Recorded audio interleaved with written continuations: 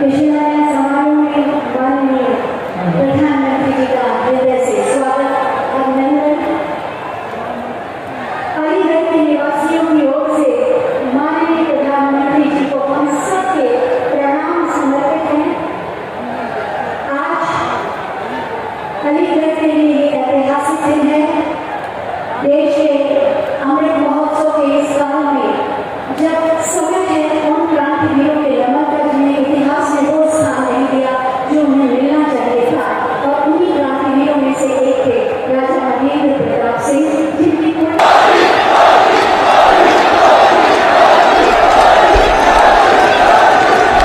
भारत माता की, भारत माता की। उत्तर प्रदेश की गवर्नर श्रीमती आनंदीबेन पटेल जी, उत्तर प्रदेश के यशस्वी,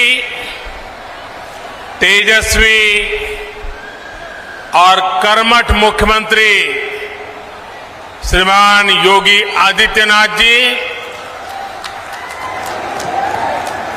उप मुख्यमंत्री श्री दिनेश शर्मा जी, यूपी सरकार के मंत्रीगण, अन्य सांसदगण, विधायकगण और अलीगढ़ के मेरे प्यारे भाई और बहनों,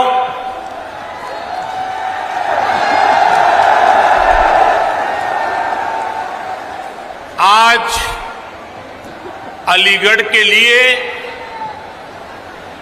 पश्चिमी उत्तर प्रदेश के लिए बहुत बड़ा दिन है। आज राधा अष्टमी भी है। ये अवसर आज के इस दिन को और भी पुनीत बनाता है। ब्रज भूमि के तो कण कण में, रज रज में राधा ही राधा है।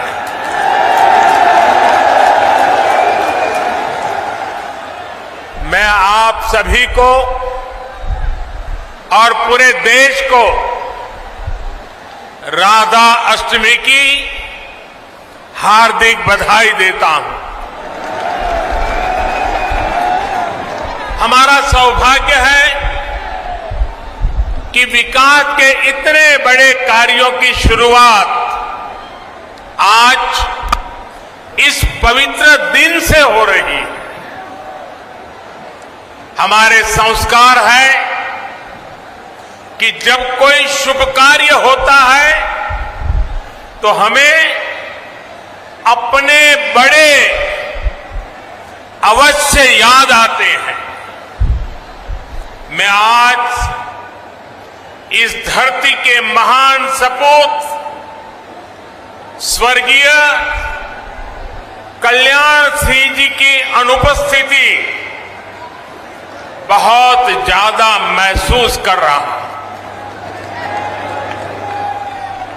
आज कल्याण सिंह जी हमारे साथ होते तो राजा महेंद्र प्रताप सिंह राज्य विश्वविद्यालय और डिफेंस सेक्टर में बन रही अलीगढ़ की नई पहचान को देखकर बहुत खुश हुए होते, और उनकी आत्मा जहां भी होगी हमें आशीर्वाद देती होगी। साथियों, भारत का हजारों वर्ष का इतिहास ऐसे राष्ट्रभक्तों से भरा है जिन्होंने समय समय पर भारत को अपने तप और त्याग से दिशा दी है। हमारी आजादी के आंदोलन में ऐसे कितने ही महान व्यक्तित्वों ने अपना सब कुछ खपा दिया, लेकिन ये देश का दुर्भाग्य रहा कि आजादी के बाद ऐसे राष्ट्र नायक और राष्ट्र नायिकाओं की तपस्या, इस तपस्या से देश की अगली पीढ़ियों को परिचित ही नहीं कराया गया। उनकी गाथाओं को जानने से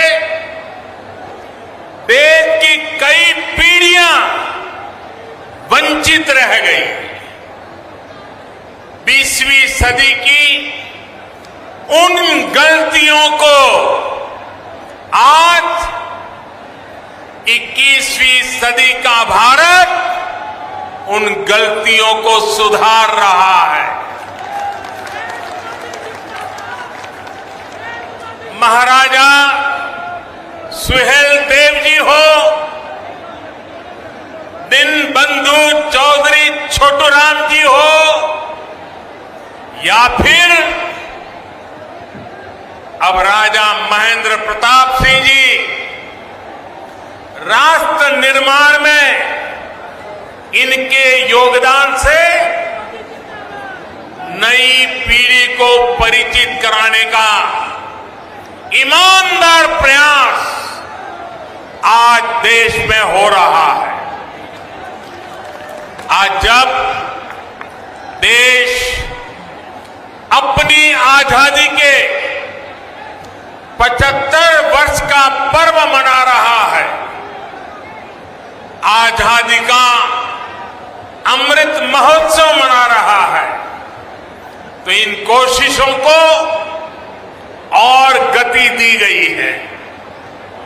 भारत की आजादी में राजा महेंद्र प्रताप सिंह ने उनके योगदान को नमन करने का ये प्रयास ऐसा ही एक पावन अवसर है। साथियों, आज देश के हर उस युवा को जो बड़े सपने देख रहा है, जो बड़े लक्ष्य पाना चाहता है, उसे राजा महेंद्र प्रताप सिंह जी के बारे में अवश्य जानना चाहिए, अवश्य पढ़ना चाहिए। राजा महेंद्र प्रताप सिंह जी के जीवन से हमें अदम्य इच्छा शक्ति, अपने सपनों को पूरा करने के लिए कुछ भी कर गुजरने वाली जीवटता आज भी हमें सीखने को मिलती है। वो भारत की आजादी चाहते थे और अपने जीवन का एक एक पल उन्होंने इसी के लिए समर्पित कर दिया था। उन्होंने सिर्फ भारत में ही रहकर और भारत में ही लोगों को प्रेरित नहीं किया, बल्कि वो भारत की आजादी के लिए दुनिया के कोने कोने में गए। अफगानिस्तान हो, पोलैंड हो, जापान हो, दक्षिण अफ्रीका हो, अपने जीवन पर हर खतरा उठाते हुए वो भारत माता को बेड़ियों से आजाद करने के लिए जुटे रहे, जी जान से जुटे रहे, जीवन भर काम करते रहे। मैं आज के युवाओं से कहूंगा कि जब भी मेरे देश के युवाएं, मेरी इस बात को गौर से सुनिए, मैं देश के युवाओं को कहूंगा कि जब भी उन्हें कोई लक्ष्य कठिन लगे, कुछ मुश्किलें नजर आए, तो मेरा आपसे अनुरोध है वो आप राजा महेंद्र प्रताप सिंह जी को जरूर याद करना, आपका हौसला बुलंद हो जाए। राजा महेंद्र प्रताप सिंह जी जिस तरह एक लक्ष्य, एक निष्ठ होकर भारत की आजादी के लिए जुटे रहे, वो आज भी हम सबको प्रेरणा देता है। और साथियों, आज जब मैं आपसे बात कर रहा हूं तो मुझे देश के एक और महान स्वतंत्र सेनानी, गुजरात के सपूत श्यामजी कृष्ण वर्मा जी का भी स्मरण हो रहा है। प्रथम विश्व युद्ध के समय राजा महेंद्र प्रताप जी विशेष तौर पर श्यामजी कृष्ण वर्मा जी और लाला हरदयाल जी से मिलने के लिए यूरोप गए थे। उसी बैठक में जो दिशा तय हुई, उसका परिणाम हमें अफगानिस्तान में भारत की पहली निर्वासित सरकार के तौर पर देखने को मिला। इस सरकार का नेतृत्व राजा महेंद्र प्रताप सिंह जी ने ही किया था। ये मेरा सौभाग्य था कि जब मैं गुजरात का मुख्यमंत्री था तो मुझे श्यामजी कृष्ण वर्मा जी की अस्थियों को 73 साल के बाद श्यामजी कृष्ण वर्मा जी की अस्थियों को भारत लाने में सफलता मिली थी। और अगर आप कभी कच्छ जाने का मौका मिले तो कच्छ के मांडवी में श्यामजी कृष्ण वर्मा जी का एक बहुत ही प्रेरक स्मारक है, जहां उनके अस्थि कलश रखे गए हैं। वो हमें मां भारती के लिए जीने की प्रेरणा देते हैं। आज देश के प्रधानमंत्री के नाते मुझे फिर से एक बार ये सौभाग्य मिला है कि मैं राजा महेंद्र प्रताप जी जैसे विजनरी और महान स्वतंत्र सेनानी के नाम पर बन रही यूनिवर्सिटी का शिलान्यास कर रहा हूं। मेरे जीवन का एक बड़ा सौभाग्य है। और ऐसे पवित्र अवसर पर आप इतनी बड़ी संख्या में आशीर्वाद देने आए। जनता जनार्दन के दर्शन करना ये भी शक्तिदायक होता है। साथियों, राजा महेंद्र प्रताप सिंह जी सिर्फ भारत की आजादी के लिए ही नहीं लड़े, उन्होंने भारत के भविष्य के निर्माण की नींव में भी सक्रिय योगदान दिया था। उन्होंने अपनी देश विदेश की यात्राओं से मिले अनुभवों का उपयोग भारत की शिक्षा व्यवस्था को आधुनिक बनाने के लिए किया। वृंदावन में आधुनिक टेक्निकल कॉलेज उन्होंने अपने संसाधनों से अपनी पैतृक संपत्ति को दान करके बनवाया। अलीगढ़ मुस्लिम यूनिवर्सिटी के लिए भी बड़ी जमीन राजा महेंद्र प्रताप सिंह जी ने ही दी थी।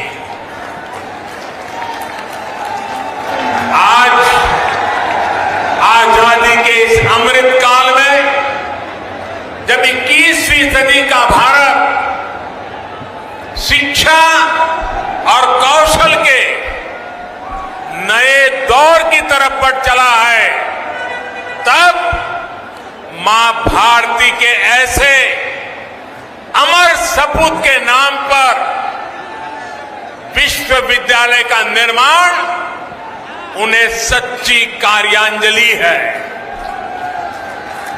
इस विचार को साकार करने के लिए योगी जी और उनकी पूरी टीम को बहुत बहुत बधाई।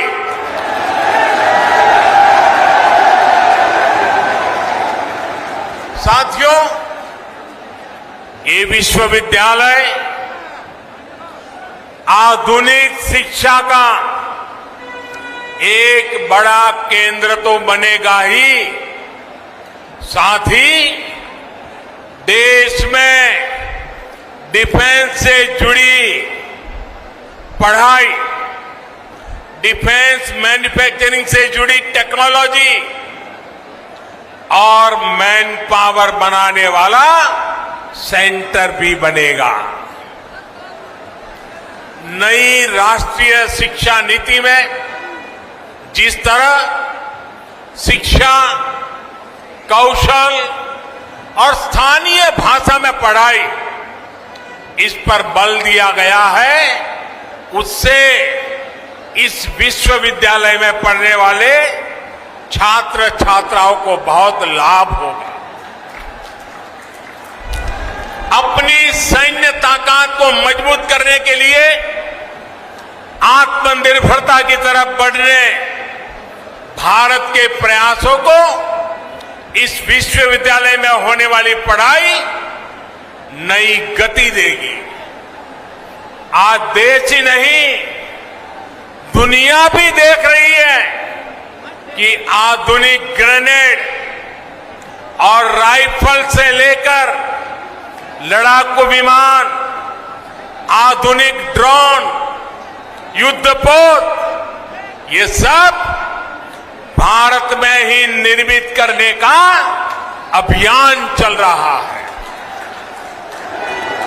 भारत दुनिया के एक बड़े डिफेंस इंपोर्टर की छवि से बाहर निकलकर, वरना हमारी छवि यही है, हम डिफेंस के लिए जो भी चाहिए इंपोर्ट करते, बाहर से मंगवाते रहते। आजादी के 75 साल हो गए, हम मंगवाते रहते हैं। इस छवि से बाहर निकलकर दुनिया के एक अहम डिफेंस एक्सपोर्टर की नई पहचान बनाने के संकल्प के साथ आगे बढ़ रहे हैं। भारत की इस बदलती पहचान का एक बहुत बड़ा केंद्र ये हमारा उत्तर प्रदेश बनने वाला है, और उत्तर प्रदेश के सांसद के नाते मुझे इस बात का विशेष गर्व है। साथियों, थोड़ी देर पहले डिफेंस कॉरिडोर के अलीगढ़ नोड की प्रगति का मैंने अवलोकन किया। अलीगढ़ में ही डिफेंस मैन्युफैक्चरिंग से जुड़ी 1.5 दर्जन से अधिक कंपनियां सैकड़ों करोड़ रुपए के निवेश से हजारों नए रोजगार यहां बनाने वाली है। अलीगढ़ नोड में छोटे हथियार, आयुध, drone, aerospace, metal components, entry drone system, defence packaging, ऐसे उत्पाद बन सके, इसके लिए नए उद्योग लगाए जा रहे हैं। ये बदलाव अलीगढ़ और आसपास के क्षेत्र को एक नई पहचान देगा। साथियों, अभी तक लोग अपने घर की या अपने दुकान की सुरक्षा के लिए अलीगढ़ के भरोसे रहते थे। पता है ना, क्योंकि अलीगढ़ का ताला अगर लगा होता था तो लोग निश्चिंत हो जाते थे।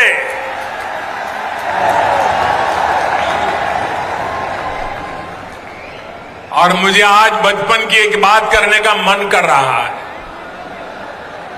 करीब 55-60 साल पुरानी बात है। हम बच्चे थे तो अलीगढ़ से ये ताले के जो सेल्समैन होते थे, एक मुस्लिम मेहरबान थे, वो हर 3 महीने हमारे गांव आते थे।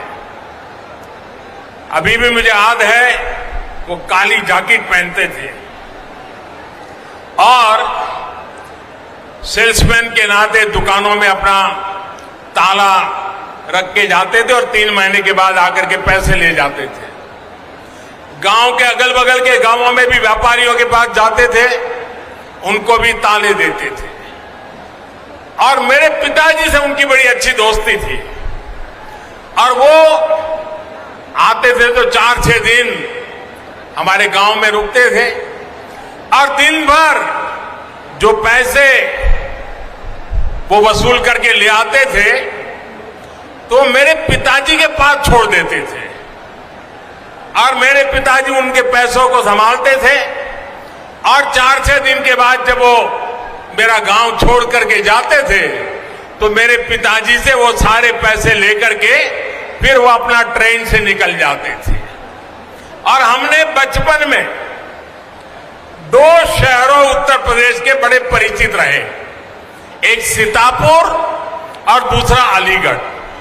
हमारे गांव में अगर किसी को आंख की बीमारी में ट्रीटमेंट करनी है तो हर कोई कहता था सीतापुर जाओ। हम ज्यादा समझते नहीं थे लेकिन सीतापुर शब्द सुनते थे। और दूसरा, इस महाशय के कारण अलीगढ़ बार बार सुनते थे। लेकिन साथियों, अब अलीगढ़ के रक्षा उपकरण भी, कल तक जो अलीगढ़ ताले के जरिए घरों की दुकानों की रक्षा करता था, वो 21वीं सदी में ये मेरा अलीगढ़ हिंदुस्तान की सीमाओं की रक्षा करने का काम करेगा।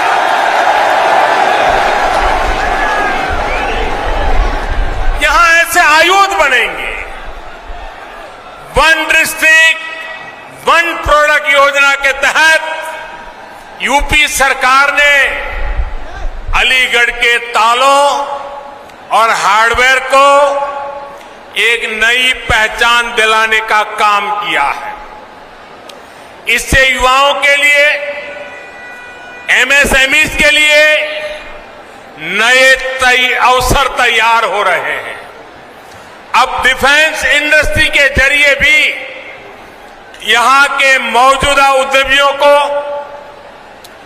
एमएसएमईज को विशेष लाभ होगा और नए एमएसएमईज के लिए प्रोत्साहन भी प्राप्त होगा। जो छोटे उद्यमी हैं, उनके लिए भी डिफेंस कॉरिडोर का अलीगढ़ नोड नए मौके बनाएगा। भाई और बहनों, डिफेंस कॉरिडोर के लखनऊ नोड में दुनिया की सबसे बेहतरीन मिसाइल में से एक ब्रह्मोस का निर्माण भी प्रस्तावित है। इसके लिए अगले कुछ सालों में 9,000 करोड़ रुपए निवेश किए जा रहे हैं। झांसी नोड में एक और मिसाइल मैन्युफैक्चरिंग से जुड़ी बहुत बड़ी महत्वपूर्ण यूनिट लगने का प्रस्ताव है। यूपी डिफेंस कॉरिडोर ऐसे ही बड़े निवेश और रोजगार के बहुत बड़े अवसरों को लेकर के आ रहा है। साथियों, आज उत्तर प्रदेश देश और दुनिया के हर छोटे बड़े निवेशक के लिए बहुत आकर्षक स्थान बनता जा रहा है।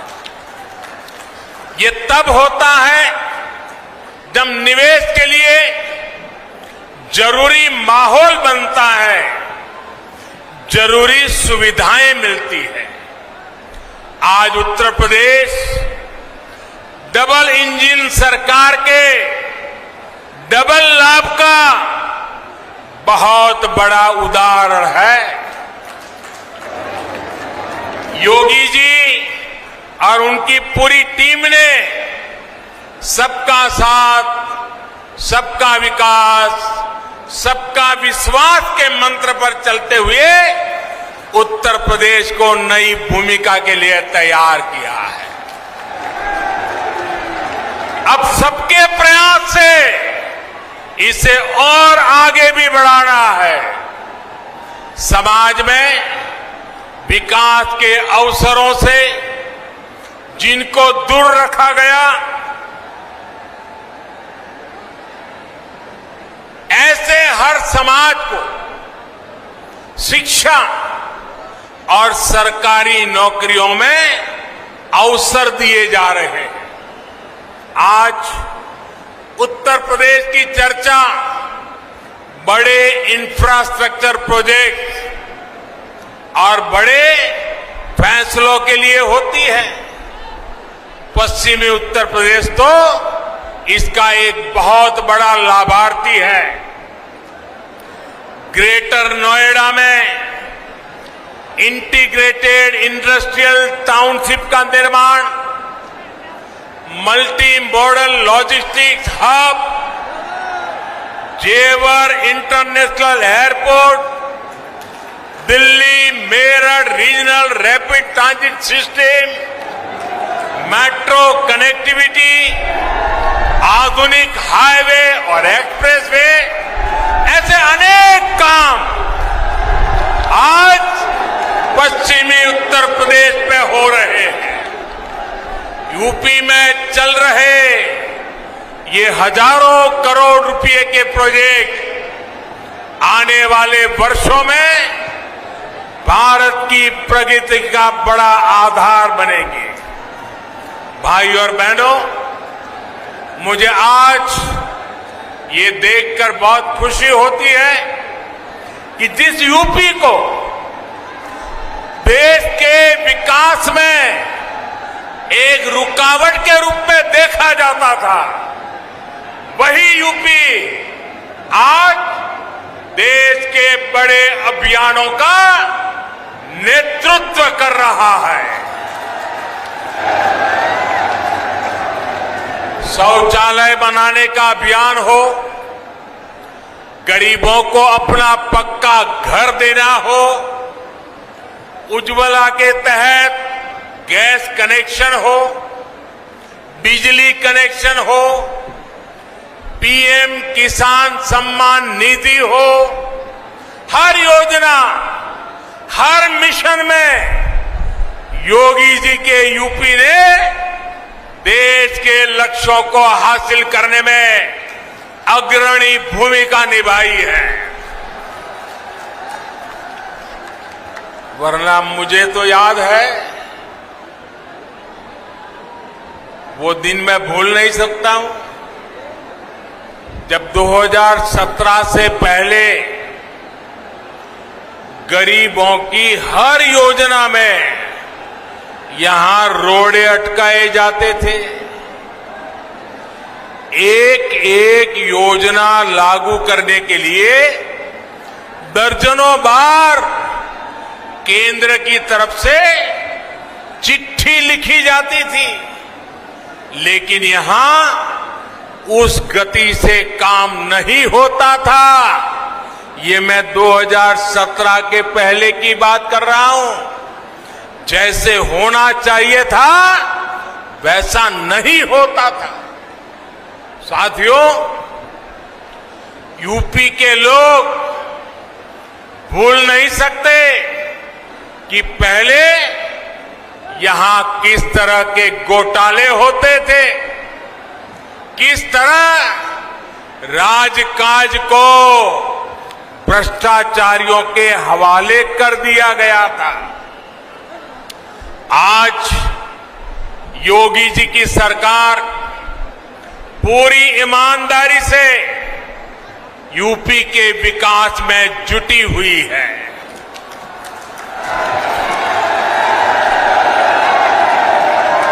एक दौर था जब यहां शासन प्रशासन गुंडों और माफियाओं की मनमानी से चलता था, लेकिन अब वसूली करने वाले,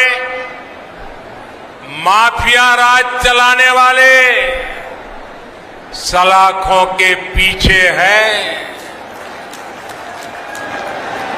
मैं पश्चिम उत्तर प्रदेश के लोगों को विशेष तौर पर याद दिलाना चाहता हूं, इसी क्षेत्र में 4-5 साल पहले परिवार अपने ही घरों में डर करके जीते थे। बहन बेटियों को घर से निकलने में, स्कूल कॉलेज जाने में डर लगता था। जब तक बेटियां घर वापस न आए, माता पिता की सांसें अटकी रहती थी। जो माहौल था उसमें कितने ही लोगों को अपना पुश्तैनी घर छोड़ना पड़ा, पलायन करना पड़ा। आज यूपी में कोई अपराधी ऐसा करने से पहले 100 बार सोचता है।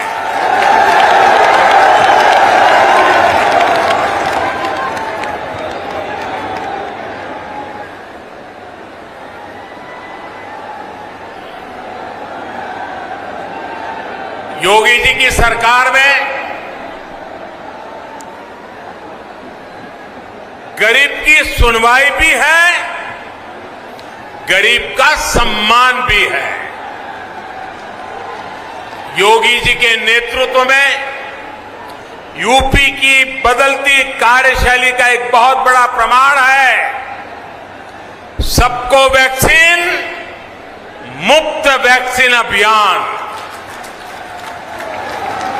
उत्तर प्रदेश अभी तक 8 करोड़ से अधिक टीके लगा चुका है। देश में एक दिन में सबसे ज्यादा टीकाकरण का रिकॉर्ड भी यूपी के ही नाम है। कोरोना के इस संकट काल में गरीब की चिंता सरकार की सर्वोच्च प्राथमिकता है। कोई गरीब भूखा ना रहे, इसके लिए महीनों से मुफ्त अनाज दिया जा रहा है। गरीबों को भूखमरी से बचाने के लिए जो काम दुनिया के बड़े बड़े देश नहीं कर पाए, वो आज भारत कर रहा है। ये हमारा उत्तर प्रदेश कर रहा है। साथियों, आजादी के इस अमृत काल में ग्रामीण अर्थव्यवस्था में भी तेजी से बदलाव हो रहे हैं। बदलाव के साथ कैसे तालमेल बिठाना पड़ता है, इसका रास्ता स्वयं चौधरी चरण सिंह जी ने दशकों पहले देश को दिखाया है।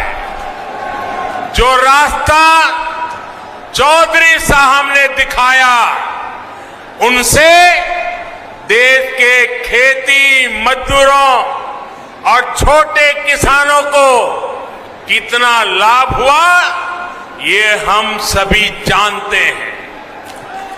आज की अनेक पीढ़ियां उन सुधारों के कारण एक गरिमामय जीवन जी पा रही है।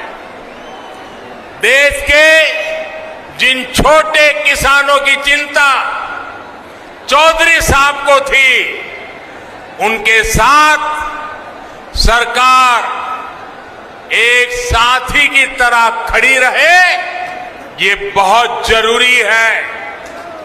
इन छोटे किसानों के पास 2 हेक्टेयर से भी कम जमीन है और हमारे देश में छोटे किसानों की संख्या 80% से ज्यादा है।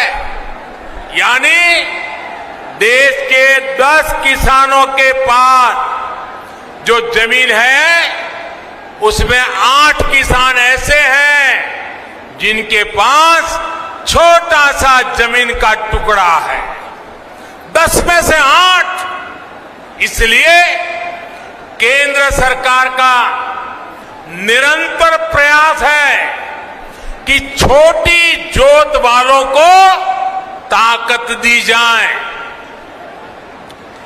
1.5 गुना एमएसपी हो, किसान क्रेडिट कार्ड का विस्तार हो, बीमा योजना में सुधार हो, 3,000 रुपये की पेंशन की व्यवस्था हो, ऐसे अनेक फैसले छोटे छोटे किसानों को सशक्त कर रहे हैं।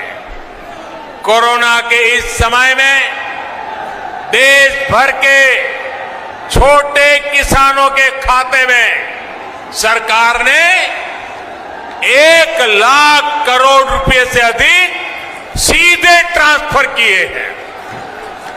इसमें 25,000 करोड़ रुपए से ज्यादा सिर्फ यूपी के इन किसानों को मिले हैं। मुझे इस बात की खुशी है कि यूपी में बीते 4 सालों में एमएसपी पर खरीद के नए रिकॉर्ड बने हैं। गन्ने के भुगतान को लेकर के भी जो परेशानियां आती थी, उन्हें लगातार कम किया जा रहा है। बीते 4 साल में यूपी के गन्ना किसानों को 1,40,000 करोड़ रुपए से अधिक का भुगतान किया गया। आने वाले साल तो यूपी के गन्ना किसानों के लिए नई संभावनाओं के दरवाजे खोलने वाला है। गन्ने से जो इथेनॉल बनता है, बायोफ्यूल बनता है, उसका उपयोग ईंधन में बढ़ाया जा रहा है। इसका बड़ा लाभ पश्चिम यूपी के गन्ना किसानों को भी होने वाला है। साथियों, अलीगढ़ समेत पूरा पश्चिमी उत्तर प्रदेश आगे बढ़े, इसके लिए योगी जी की सरकार और केंद्र सरकार कंधे से कंधा मिलाकर दिन रात मेहनत कर रही है। हमें मिलकर इस क्षेत्र को और समृद्ध करना है। यहां के बेटा बेटियों के सामर्थ्य को और बढ़ाना है और विकास विरोधी हर ताकत से उत्तर प्रदेश को बचाना है।